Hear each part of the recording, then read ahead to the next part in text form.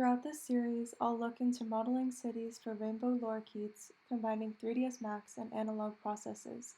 The methods I propose are by no means exclusive or absolute. Ideally, these videos can serve as a springboard for further investigation. If anyone wishes to attempt more in-depth research, I've provided a list of other YouTube videos that helped me a lot, as well as research resources, including the Atlas of Living Australia and the Cornell Ornithology Lab, which is very helpful in ascertaining specific bird behavior and attaining videos and sound clips for analysis if you can't observe your bird in real life. I hope you enjoy my videos.